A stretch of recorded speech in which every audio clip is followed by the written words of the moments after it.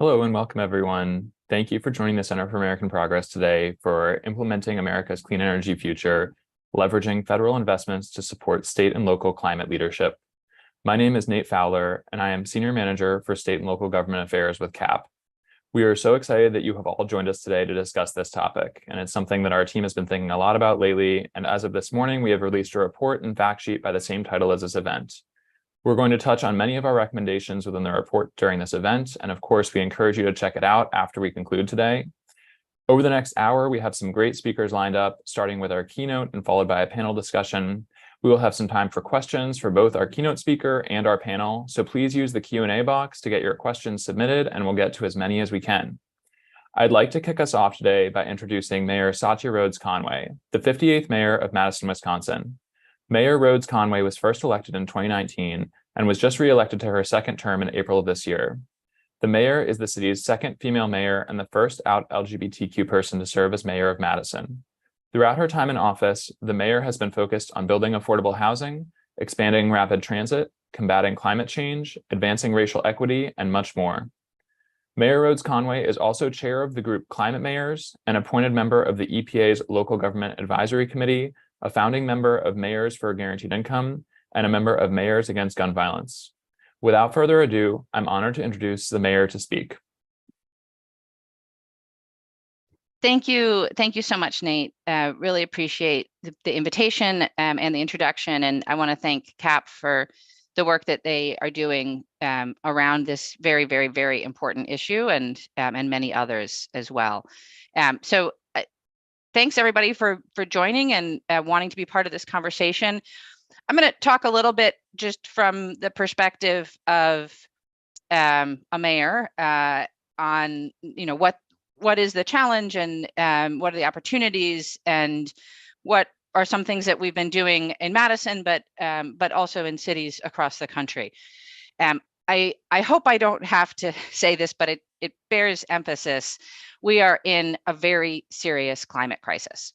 And I feel that people are starting to understand this a bit late, but the things that we've seen happen this year, really, really tragic events that you can trace back to climate change.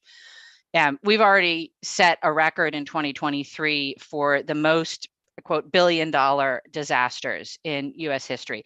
That's 23 of them in the year's not over yet. So things could still happen. And that doesn't include the air quality impacts of the Canadian wildfires or the heat waves, particularly felt in the Southwest, but all across the country.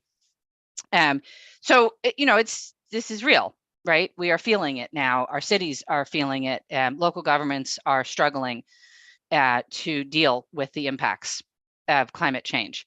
And it could get worse. It likely will get worse because in order for it not to get worse, we have to cut our emissions in half by 2030. And we're not on track to actually make that happen worldwide. So we collectively, but again, speaking from the perspective of local government, we have to prepare for the impacts that we know are here and are coming. And we have to reduce our emissions so that they don't get worse in the future. And we have to do both of those things right now at the same time. In fact, we should have done them both yesterday, but here we are, and there's no time like the present to get to work. Cities have been, I should say, doing this work for a long time. We have been in cities working on reducing emissions, working on building resilience, working on preparing for climate disasters.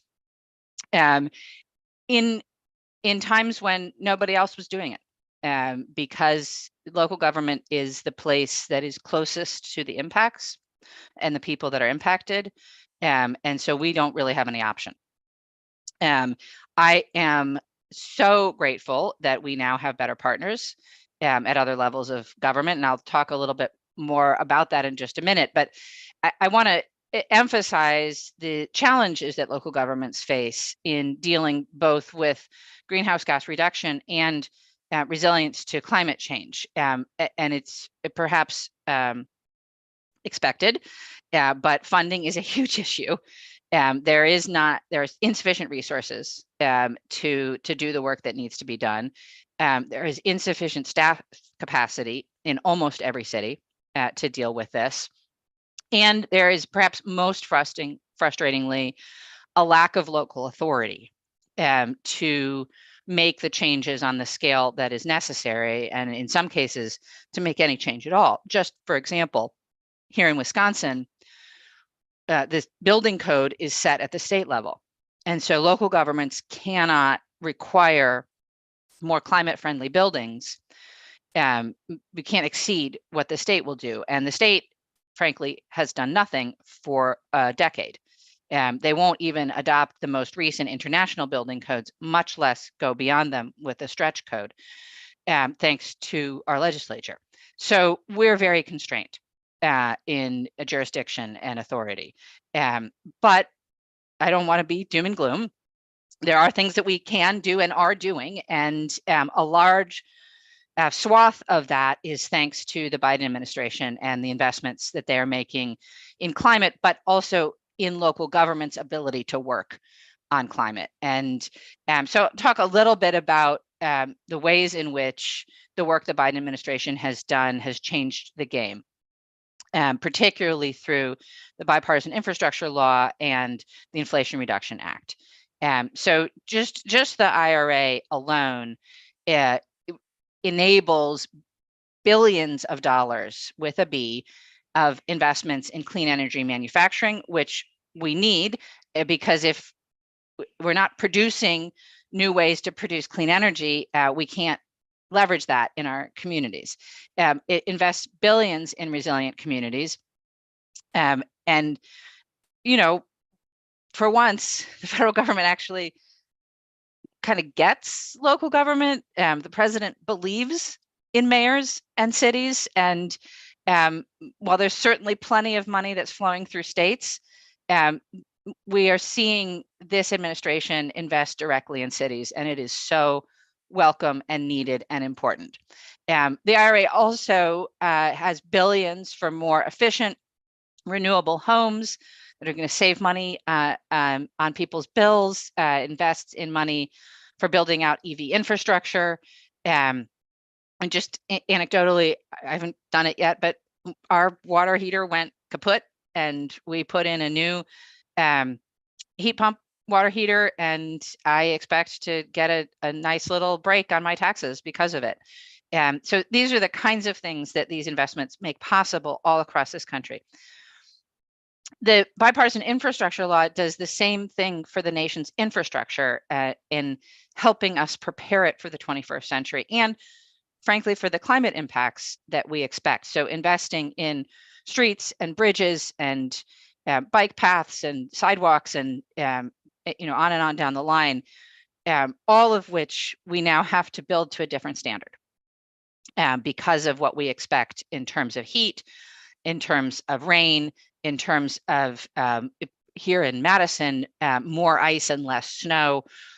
So that's something that we really have to think about at the local level, and having federal funds available to invest in infrastructure is absolutely invaluable.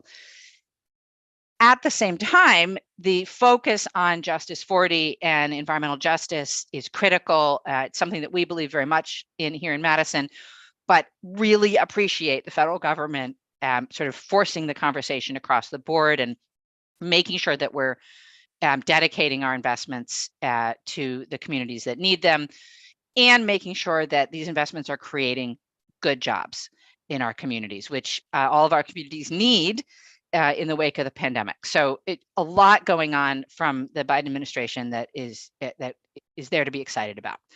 I'll talk a little bit about what we're doing in Madison very briefly. We are hoping to use IRA funds to help us retrofit apartment buildings that are naturally occurring affordable housing, so not subsidized, but housing low-income people. That will create jobs. It will save those folks money in the process. We are very excited about the direct pay option, which will allow us to access the IRA tax incentives, even though we don't pay taxes as a local government. We anticipate, we plan for a 6-year capital investment program. We anticipate over the next 6 years that we will be able to access about $13 million just for the projects we already have planned that involve solar, geothermal, and electric vehicle infrastructure. Bipartisan infrastructure law funds are funding bridges, both our John Nolan Drive bridges, to be safer, more pedestrian and bike friendly with better stormwater management. We also just built a new pedestrian and bike bridge over a critical intersection near our hospital with partially with bill funds. And we hope to receive bill funds to install 92 public electric vehicle charges across Dane County. So that's just a sampling of the work that we're doing. I am really pushing hard to make sure that we take advantage of every single penny of federal money that's available to us as a community, because these are critical investments and there's no time like the present to move our community forward with respect to climate and infrastructure. A little bit about successes and challenges, and then I'll wrap up. I think, I talked about this a little bit, but having funds come directly to communities has been amazing. The ability to not have to go through our state, just frankly, is important to us, and allowing us to invest both in clean energy and in the clean energy workforce, I think is really valuable. And just the attitude that I see from the federal government around understanding that investing in, it's not just one thing, right? We are investing in climate mitigation. We are also investing in resilience and in equity and in economic development and in workforce development. And that is like, we have to do all of that at once.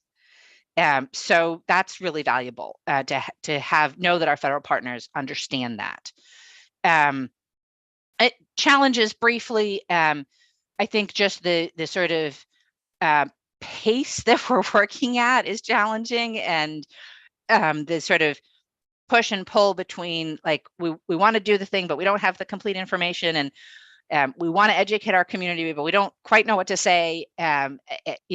Particularly want to make our community aware of the tax incentives that come through the IRA, and to help unions and nonprofits and individual homeowners and businesses access them, and like getting good information that we can then translate and get out to folks has been a little difficult. And then, of course, we wrestle with capacity to write grants, capacity to program manage them, to project manage them, to do the reporting that's required. Just it's a lot, and it's, I think, particularly challenging for smaller local governments. Supply chain is a huge challenge. I don't think I need to say any more than that. Everybody's facing that, and then literally just finding workers to fill the jobs and do the work is a challenge as well here in Madison. And I know that's true across the country. So those are all things that I know folks are aware of, but just to be transparent about, as we're doing the work and committed to the work, issues are always going to come up, and we're going to wrestle with them. So I'm going to close there. I'm really looking forward to questions and the conversation, and talking about how we work through some of these initial challenges, but that really take full advantage of the potential of the game-changing opportunity that the Biden administration has presented us with. So I'll turn it back to Nate with my thanks. Thank you so much for those opening remarks, Mayor Rhodes Conway. It's great to hear about all of the work going on the ground in Madison and elsewhere, and how you plan to continue your exciting work. Would love to share just a couple questions for you that we've gotten. One, and I'll be quoting here from a submitted question. I used to work in local government and saw the exact issues with capacity. There were never enough staff to do the work that the community needed. How can local governments be helped to build their capacity? Yeah, it's a great question. I won't say that I have a clear answer. I think one thing certainly that we are looking at is building capacity into the grant. So that doesn't help you get the grant, but really being mindful about like, if we are going for a big grant, we have to build into the grant request a project manager and funding for staff, because we can't just continue to ask our existing staff to do all of the new work that's implied with new grants. So that's one thing that, I think you don't always think about when you're putting a grant in. So I would really encourage people to build capacity in. We also have leveraged, external consultants to help us write grants. We do have some internal capacity, but there's a specialized knowledge that can be really valuable. And so we're investing in that. I think that the challenge for local governments is often we don't have enough of our own money to bring the staff on in advance, or to know that we're going to be able to keep project staff past the term of the grant. And it's just real and challenging. I think we as local governments have to get more comfortable with having limited term employees and just recognizing that we are going to bring somebody on for a project and then, we're not going to be able to keep them forever.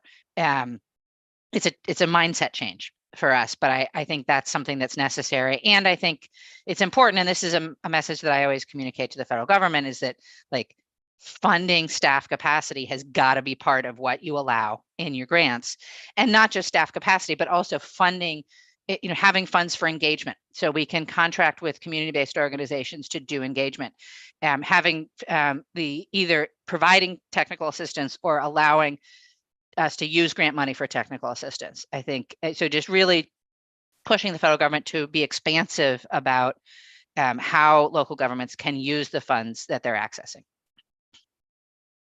Great. Thank you so much for sharing insights into that. We just have one last question for you here from the audience. Again, reading from the submission, what do you see national nonprofits doing that is helpful for your work in this area that you want them to keep doing? Are there other ways in which nonprofits can meet your needs that they currently aren't? That is a fantastic question.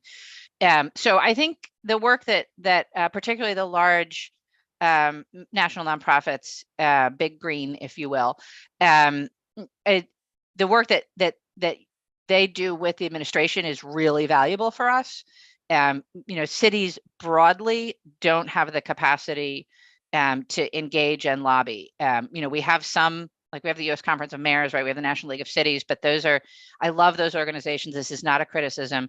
They are lowest common denominator organizations, right?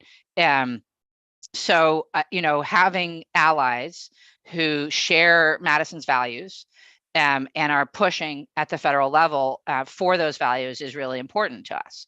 I think it's probably even more important to cities that are smaller than Madison, who, may not have any federal capacity at all. So that's a huge role. And so I would just ask that those organizations think about cities when you're doing that, right? So think about, what is the work cities are doing that should be uplifted and supported? How are you engaging with cities to get good information? And Climate Mayors is a great way for organizations to engage with cities that care about climate. We'd love to have those conversations, and we already do have some of them, and build coalitions. And but think about specifically talking about the importance of keeping cities front and center in legislation, in grant processes, getting money directly to cities, so it doesn't get held up at the state level. Those are all things that I think would be great to see from national organizations.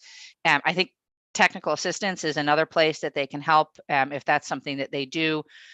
Find the smaller cities, and I will say this, and I promise I will be brief, but there is a bias towards larger cities, and let me just be honest. Like every city will say that they need help, and they probably do. The larger cities need less help than the smaller cities.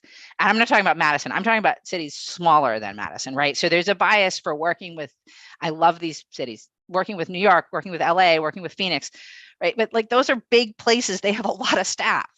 And find the places that don't have any climate staff, right? Or don't have a grant writer, don't know how to do this work, and need support from organizations, because they're not going to be able to do it otherwise. Part of what Climate Mayors exists to do is to help everybody figure this out.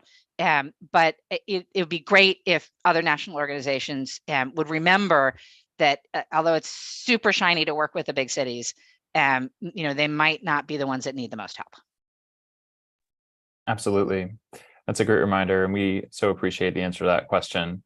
So thank you so much for taking the time to be with us here today, Mayor Rhodes Conway. Your work in Madison and your commitment to these issues is inspiring and has really set the stage for what we're going to be talking about more here today. So now I'd like to pass on to my colleague, Casey Clayton, to kick off our panel discussion. Thank you, Nate. My name is Casey Clayton, and I am the campaign manager for the State Federal Climate Initiative here at CAP. I have the pleasure of introducing our panel and our moderator for the next portion of our event. We'll get started with Kate Johnson, who's head of U.S. Federal Affairs at C40 Cities. In her role, Kate works with C40's member cities and partners to advance U.S. federal policy that supports cities in achieving their climate goals. Just yesterday, C40 published a report co-authored with Climate Mayors and Urban Sustainability Directors Network, which discusses the role that cities will play in implementation of the Inflation Reduction Act and bipartisan infrastructure law. Thank you for taking the time to be here with us, Kate. Next up is Harold Mitchell Jr., who's the founder of the grassroots environmental justice organization, Regenesis. Harold founded Regenesis in response to the high number of respiratory illnesses in neighborhoods near waste and toxic chemical facilities in his community. The project has since leveraged millions of dollars towards site cleanups and more for communities affected by environmental racism. Harold also previously served as a representative in the South Carolina legislature for 13 years. Thank you for joining us, Harold. Our last panelist is Dr. Pete Wyckoff, who is the Assistant Commissioner for Federal and State Energy Initiatives at the Minnesota Department of Commerce.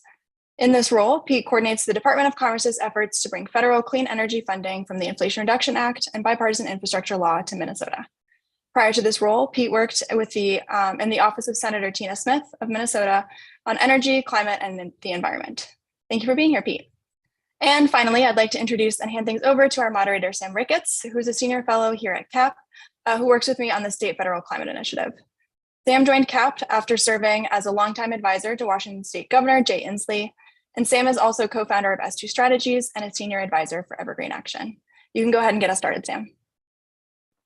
Wonderful. Thank you, Casey. Thank you. Great to be with you all today. Thanks for joining us.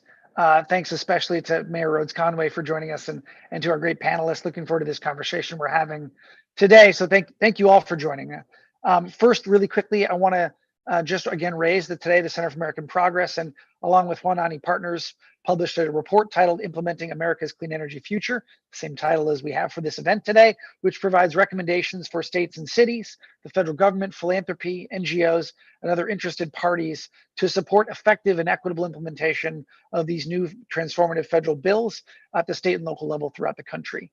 The report makes the case that among our other recommendations should invest in long-term state and local staff capacity, something the mayor was just speaking about, enhancing technical assistance infrastructure, encouraging parallel state and local climate policy making to maximize federal dollars, promoting consumer awareness of tax incentives and rebates, as well as addressing equity gaps, workforce challenges, siting and permitting barriers.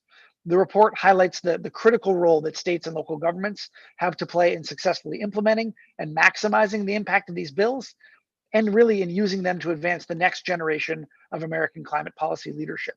We hope to cover many of these topics today, and I'm really looking forward to diving in with this really fantastic panel. I'd love to, Casey introduced you all, and I'm really pleased to welcome you to this event and to all the attendees. I'd love to start with a question for all of you, and I'll call you one by one, but just to briefly, in a few words, can you describe how each of your respective agencies or organizations is engaging on IRA and IIJ implementation? Kate, I'd love to start with you. Great. Thanks so much, Sam and Casey, for the introduction, and thanks to the whole Center for American Progress team for having me join the panel today. So C40 is a global network. So we have about 100 cities around the world that are united in action to confront the climate crisis. And here in the United States, we're working closely with climate mayors and the Urban Sustainability Directors Network to support our combined membership of hundreds of cities of all sizes. As you heard from the mayor, cities of all sizes have needs. And so as a big city network, we're very mindful that we want to work with as many cities as we can through our partners. As Casey also mentioned, we released a paper just yesterday, very complementary to the paper from Center American Progress, really highlighting the unique roles that we see cities playing in implementing federal climate investments and how we as organizations are trying to support them, and then calling on everyone from federal government to philanthropy to help equip cities to really maximize the benefits of these historic investments. And just quickly, one of the biggest opportunities we see for local governments, and you certainly heard this from the mayor, is for them to play a convening role, to partner with community organizations, to engage their local business community, and assist their residents in accessing rebates and tax credits. So our networks are really engaged with trying to help mayors and local leaders do just that. Awesome. Thanks, Kate. Harold, would you go next? Oh, Harold, you're on mute.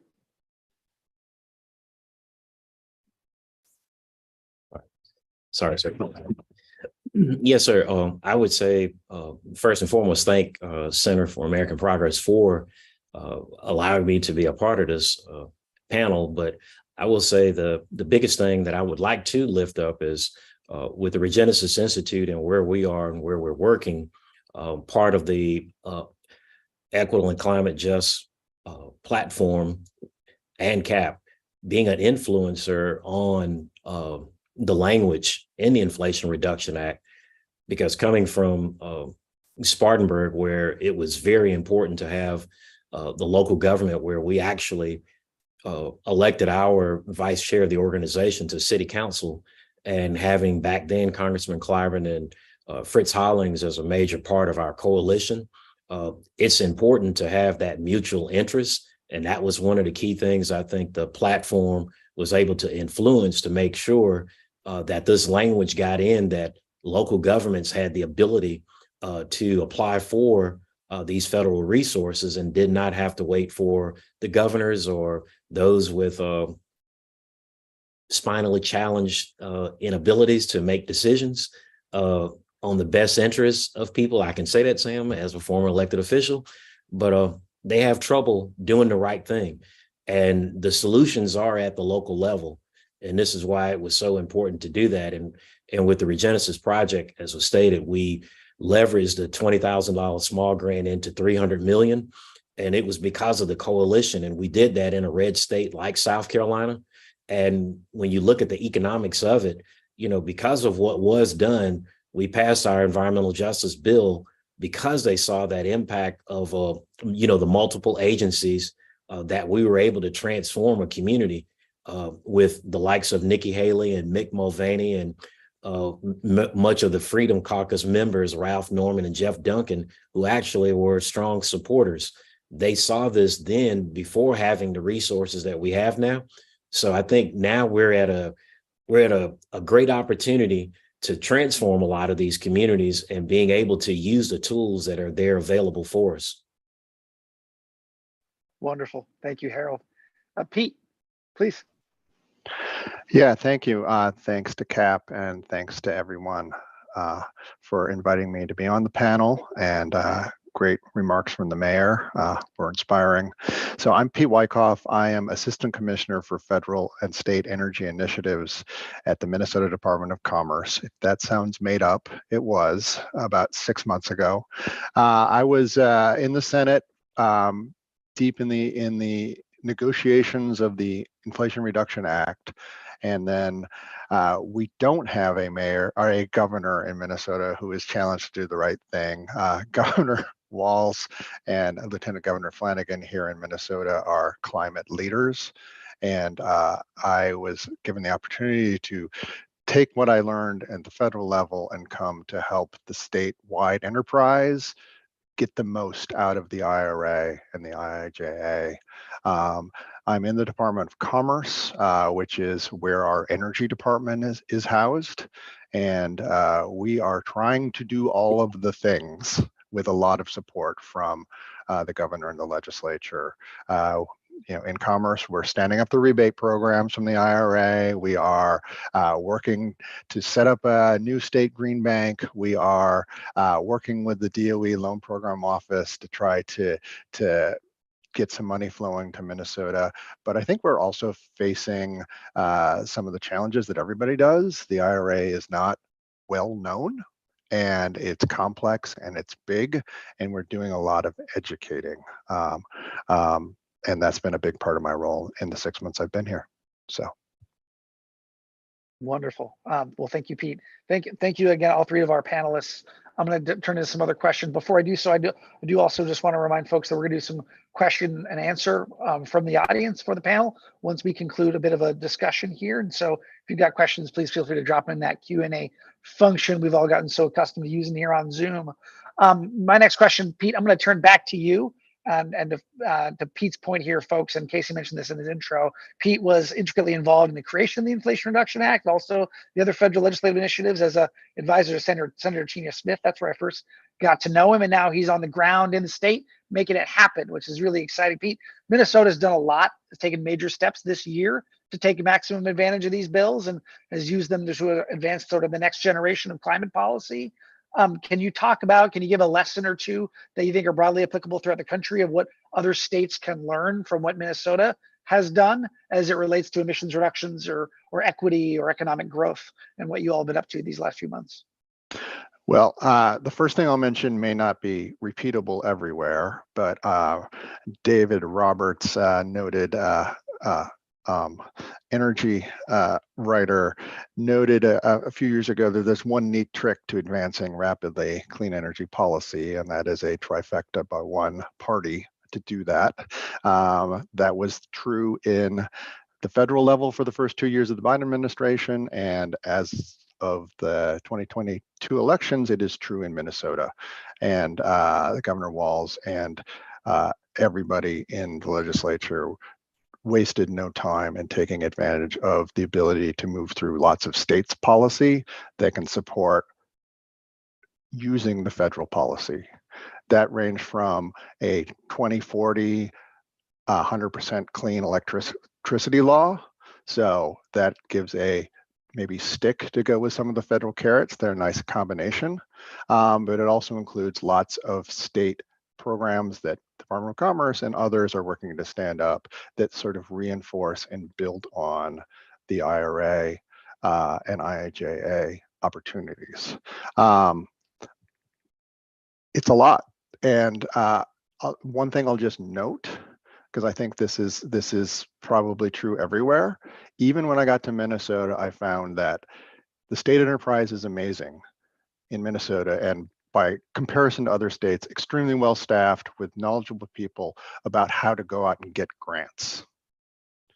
What we are now trying to wrestle with, and I'm sure everybody is, how do you take a state enterprise and encourage the use of tax credits and encourage the use of federal loans? Because that's not really what we have historically thought about as the role of the state.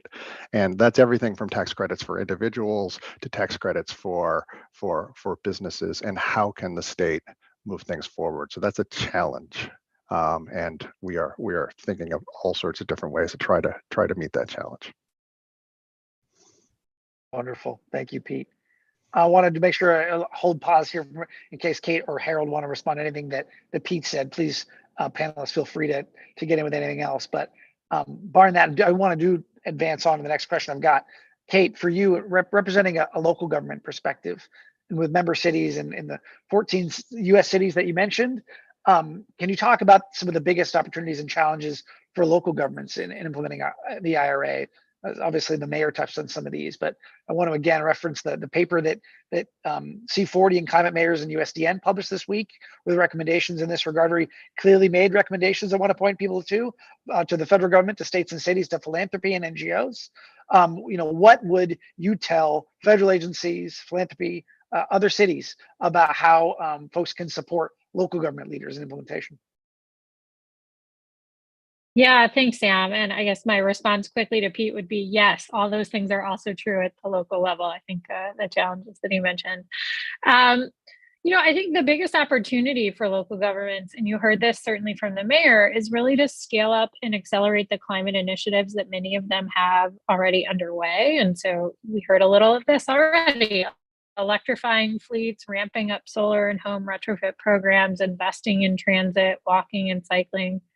And we're already seeing that happen. And that's what we detail in the paper, is that cities are already taking these steps. For example, the city of Chicago quickly published an addendum to their new climate action plan following the passage of the Inflation Reduction Act that details, the strategies that the Inflation Reduction Act will help support and accelerate and help them get done. And they also just announced in Chicago a new $15 million program to upgrade the apartment homes of low and moderate income residents. So something that was in their climate action plan that they're now able to really implement thanks to the funding. But we also heard a lot of the challenges from the mayor. And one specific challenge I want to dig into in more detail is it's unique to local governments, and it's the fact that they have very limited access to the direct and flexible formula funding that states do, with a few notable exceptions, like the Energy Efficiency and Conservation Block Grant. But just about 9% of the funding from the Inflation Reduction Act is in grants to state, local, and tribal governments, and most of that is for states. And so what we're seeing, and the mayor spoke about this, is that in order to staff up, you have to write that into a competitive grant. And it's sort of this chicken and an egg challenge that local governments are facing. And it's not just on the staff side. So local governments have to come up with cost share, for example, for a lot of these competitive grants. So one of our key recommendations to state governments and federal agencies is that whenever you are able to, invest more directly in local governments. So state governments, for example, can work with their local governments as delivery partners for some of those big formula programs that they're now standing up, like the energy efficiency and electrification rebate programs.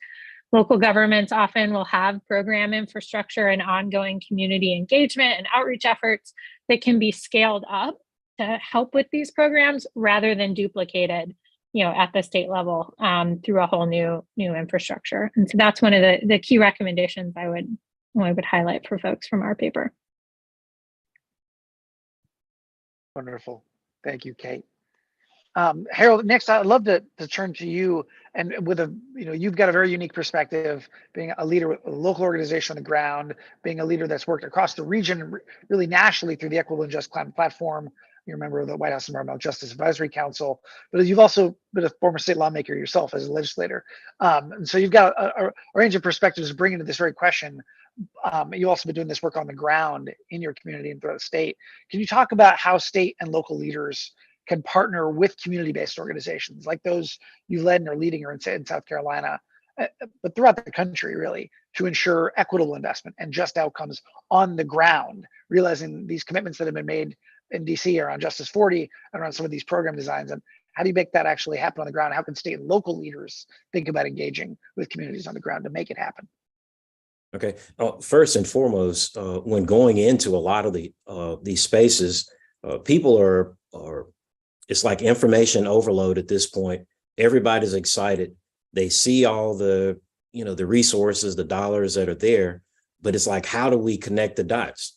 And the biggest thing, to take that daunting, it's like a fear in some spaces that we've seen, because as the mayor stated earlier, you have some mayors and city managers that are part-time. You have many of these folks that can't even follow a NOFA or look at when these notices are coming out, that are not being able to see a lot of that. So the biggest thing that I think, going in with state and local to look at the local level with the communities is finding those mutual interests. And because of the Inflation Reduction Act and the bipartisan infrastructure and what we're being hit with the climate impacts, water, sewer, and the infrastructure with the flooding in a lot of these places is where a lot of these resources can be put and used. Is going to benefit both the community and the local government. And, when you look at the different tools that are available, the climate and economic justice screening tool, the community benefits agreement, understanding, and once you're able to show them how this works, it becomes a benefit that there's this mutual partnership and coalition that is needed when people talk about shovel ready. Shovel ready is you got to have all of those pieces together. And so this is what I think, you know, the Regenesis Institute, we were focused on trying to create some real tangible models that people could see from both local government involvement and the community and a project, and having their state engaged as well. And so this is what, you know, a lot of our focus has been. And when you look at kind of like with some of the legacy sites, those legacy sites that are in a lot of communities that could be put into a productive reuse, the funds that we see right now from both EPA with Brownsfields and Superfund, we were able to do the cleanup on a municipal landfill that's going to be converted into a solar farm, where the chemical plant wants to do a power purchase agreement with the community to actually get their energy from that former landfill, now solar farm, that's going to be a real benefit to the community for the life of the landfill, doing a reduction in the costs there for their energy bills. So there are a lot of opportunities to leverage this. And this is where, like I say, it all needs to happen at the local level, because every place and every space is different. Awesome. Thank you, Harold. Next up, I'd love to ask a panel to a question for all the panelists, which really relates to the workforce challenges that we are seeing play out throughout the country. First of all, having the workforce to staff these new and fast-growing clean energy industries and other sustainable industries that the IRA and IIJA and CHIPS and Science Act invest in, but also to ensure equitable access to those jobs based on gender, race, ethnicity, and also to ensure high quality, good paying union jobs in these new and fast growing industries. And I'd love to ask you all to talk a bit about how your organizations are interacting with these workforce challenges. Maybe Harold, if we can, I'll start by throwing it back your way, and feel free to go first and pass it to another. Okay. Yeah, I would say, Sam, we did this during our Hope 6, you know, trying to make sure that the dollar stayed within the community. So a lot of these things are already in place with your technical colleges that are, you know, the workforce investment. And so when we did that back when we got our $20 million grant, we made sure that the residents were first, you know, there with these particular jobs. But we see that even more so now. A lot of companies are coming in looking for these sites to put into reuse. The Inflation Reduction Act has just opened up a lot of opportunities, but because of the, you know, AI, you know, automation and high tech industries that we're seeing coming in, this is where we're really trying to ramp up, you know, those opportunities for the workforce, because what we're seeing too is in many cases in small rural areas, those jobs are coming in and the people are left out because they can't do the work. And so this is something that we were trying to gear up with, you know, the HBCU consortium of the universities and technical colleges to start this training early and on. Awesome. Thank you, Harold. Thank you, Harold. Pete, how about you? How are you in the Minnesota Commerce Office department engaging with these workforce challenges in the state? It is a challenge. You know, Minnesota has had, you know, well below the national average unemployment rate for a long time. There's been times in the last year where we flirted with the lowest in the nation. It's hard to find folks to fill jobs. And, you know, we have a lot of conversations about how to make sure that we have the workforce. It involves, you know, talking and working with obviously our technical colleges, with our unions, and with the companies themselves. But it is going to be a challenge. And, you know, as someone who was out helping negotiate the IRA, one of the things that the Build Back Better had more of than the IRA does was direct support for job training. But that's going to be a real need. Awesome. Thank you, Pete. Kate, how about you? How are you seeing cities and mayors engaging with this workforce, with these workforce challenges and opportunities, I should say? Yeah, definitely a challenge and an opportunity, but certainly one of the number one challenges, we hear from cities. So C40 sees cities and city leaders really as a hub for green workforce development. And we think they're uniquely positioned to help bridge the skills gap that Pete was mentioning. I think this is especially true in the building and construction fields. They were already gearing up to meet new demand thanks to local level policies, and that's sort of been even supercharged with the funding that's now available thanks to the IRA. But I think for cities, in addition to directly delivering training programs, and we see lots of great examples of that, like Washington, D.C.'s Solar Works program that's increasing access to careers in solar installation. But local governments can also convene everyone else that needs to be involved, right? So the businesses, the employers, the education and training providers, the unions, to really mobilize investment and partnership, which because of that lack of direct funding is going to be so critical. And we see this as an issue around the world too. This is not just a US challenge. And we're especially focused on supporting our cities to ensure that this transition that we're talking about is just and inclusive. So through C40's Inclusive Climate Action Program, we're supporting pilot projects around the world, including here in the United States and especially in Los Angeles. We've supported their just transition strategy for oil and gas workers, which is a key challenge for the city of Los Angeles, where they actually do have, fossil fuel extraction within the city. And so really, tough questions that they're grappling with there to make sure that, this transition is as inclusive as it needs to be. Hey, Sam, can I also say too, with the whole planning in this that Kate just stated, the lead pipe replacement program, I think that's one that people really don't pay much attention to. And because the way the Inflation Reduction Act and allowing local governments to apply directly themselves, if you look at the example of both Lowndes County, Alabama, and down in Jackson, Mississippi, two places where you have destructive, governors who would just say no, but now you're giving the local mayors an opportunity to apply directly to get these resources in to deal with these, as we see in the Southeast and in some other parts, these 100-plus-year-old pipes that are in the ground.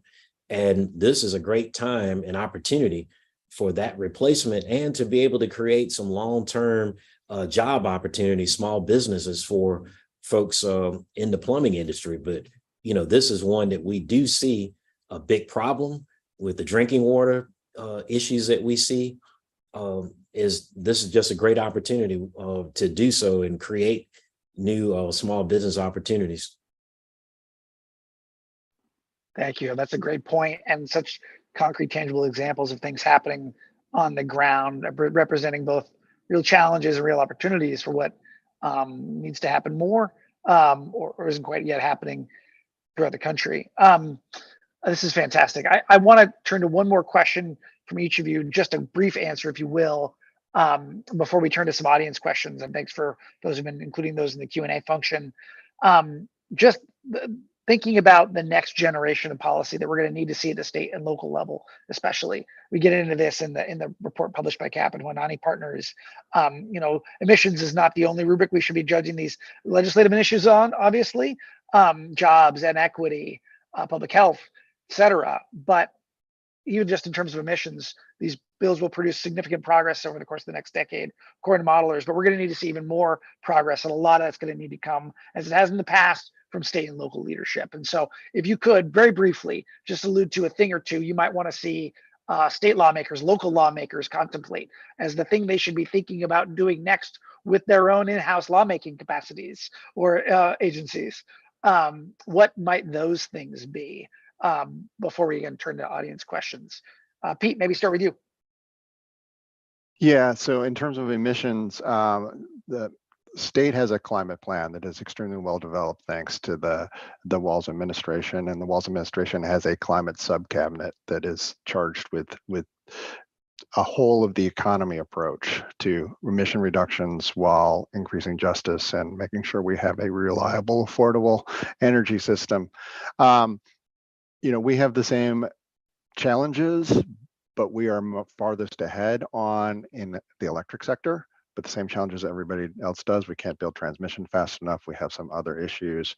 But I think the climate planning process has identified that, there are areas that we don't have the answers yet. We have a huge agricultural sector, and agriculture and land-based emissions and storage are going to be a huge thing going forward for economy-wide emissions. And also we're a big state and a big diverse economy state. We have a very large industrial sector, and we have challenges there with how to move forward on emission reductions. Awesome. Thank you, Pete. Harold, what's an area or two where you'd like to suggest lawmakers at the state and local level should think about doing something next to best take advantage of these funds and go further than them? I think incentivizing is the key. I think, especially coming from a place like South Carolina, we're still trying to succeed. So you always have to incentivize, sir. Great point. Great point. Thank you, Harold. Kate, please.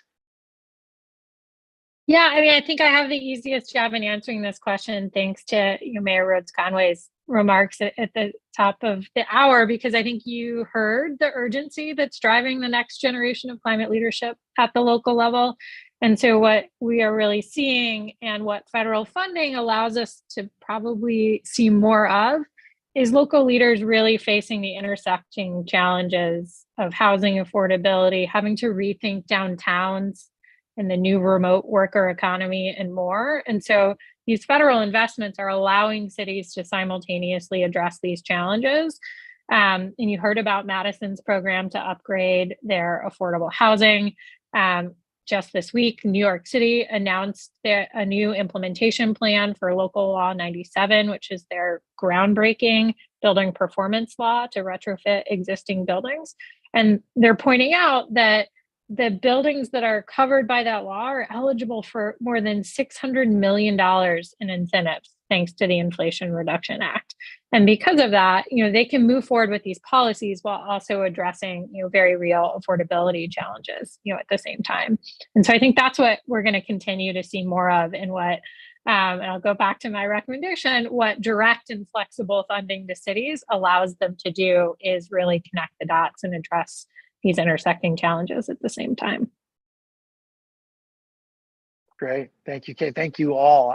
I'd love to now turn into some questions we've got from the audience, and thanks to my colleagues at CAP for sending some of these my way. I'd love to start with one about federal technical assistance. The question that came in is actually very specific to the Department of Energy and its new Office of State and Community Energy Programs. I want to broaden the question a little bit because it actually is applicable elsewhere, and I want to get everyone's take on, there's the money that needs to flow. There's the grants, whether they're competitive or formula. There's the financing programs. There's new tax incentives. There's also technical assistance that needs to be provided to state and local governments and communities to help them take advantage of these things. And some of this can come from federal agencies, and indeed they've been building initiatives to do so. The DOE Office of State and Community Energy Programs is one of them. The Thriving Communities Program, that is an interagency collaborative at the federal level. The TICTACs, that Thriving Communities Technical Assistance Programs. Hey, I got the acronym right.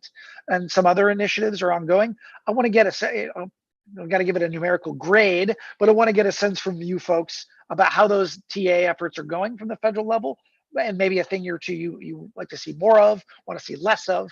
Any feedback you might want to give a federal agency if they're here in the room listening on technical assistance efforts that they've got that are targeting state, local governments and communities. And anyone feel free to jump in, lest I can call on you.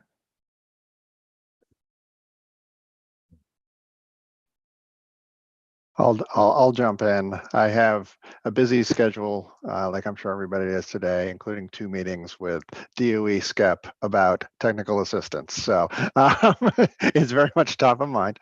I think we have a challenge at the state level, in that I've said this before, a big and sprawling law that affects individuals, and they need to know what their options are, that affects through the tax credit system, everybody that's used to thinking about tax credits, but because of the direct pay option, many people that are not at all used to thinking about the tax system, the tax credits.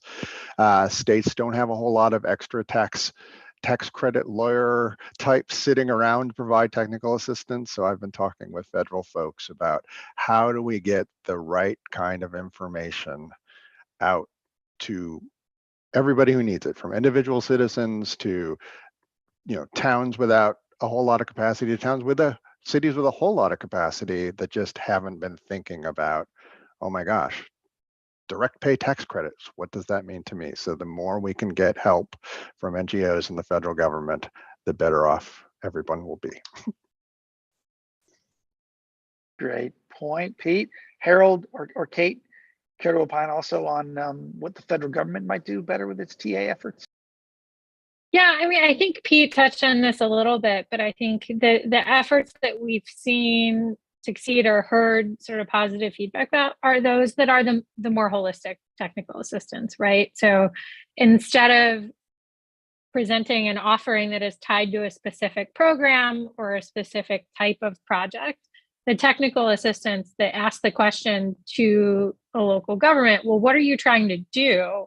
And then tries to figure out how to support the local government in doing that and helping match up the types of funding that's available. I think more of that is what's needed, because otherwise you need to be far enough along, going back to the mayor's point, that some cities don't even have a climate or sustainability staff person to engage with these technical assistance programs. So there's a barrier of entry, I think, the more specialized they get, that could be overcome if kind of the framing was flipped a little bit and started with the question of what are you trying to do in your community? And then, and I think there are some examples of that working. They're just, it's not across the board yet. Okay. I agree with what was said, but I do feel that because of the urgency right now and the challenges, I think it would behoove, the federal government to convene a setting with people like Mayor Conway and others that they can hear directly those challenges. Because I think once they hear it, instead of people guesstimating what they think may work, because oftentimes you find out it takes a couple of months for that to resonate. But I think right now where we are with all of the opportunities and technical assistance and tools and everything is there, listen to those that are on the ground. And I think that's where you're going to get your best answer to this right now, is bring in Mayor Conway and others. Great point. Great points. Thank you, Harold. Thank you all three. We're about at time, and I want to make sure we're respecting everyone's time here and the important meetings they've got to get to the rest of the day to get on with the work of implementation. I do want to, before we move to close, note a couple things. One, a recording for this is going to be recording of this webinar is going to be available on the CAP website hereafter, and so folks will be able to take advantage of that if they want to see it. Do want to again direct your attention to the chat with the report and resources that are out today about these topics. And I want to give, with the 120 seconds we do have left, if there is anything else that Harold or Kate or Pete might want to offer as a closing thought, particularly to the audience convened here, that's perhaps in NGOs, perhaps in elsewhere in the public or the private sector, that wants to be helpful and contributive here in the critical work of implementation, and especially the critical role that states and local governments and community organizations have in that game.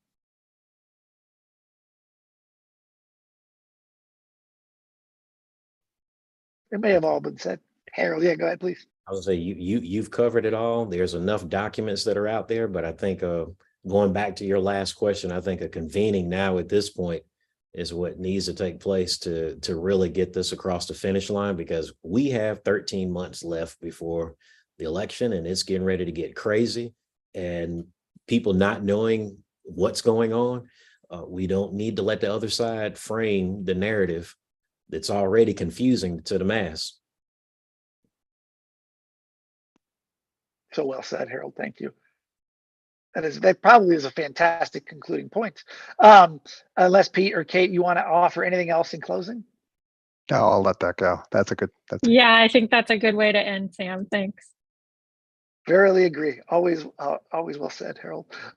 Excellent. Well, I want to thank Mayor Rhodes Conway for joining us here today for this great event. I want to thank our panelists, Harold Mitchell, Pete Wyckoff, and Kate Johnson, for joining us here today. Casey and Nate, my colleagues at CAP, everyone who's joined us for this discussion. Really appreciate it. Hope you'll check out the resources. Hope you'll engage with your city and your state and your communities about the critical needs of implementation, and hope you'll join us next time. So thanks everyone for joining us today. We'll talk some more in the future. Thanks. Sorry, Sam.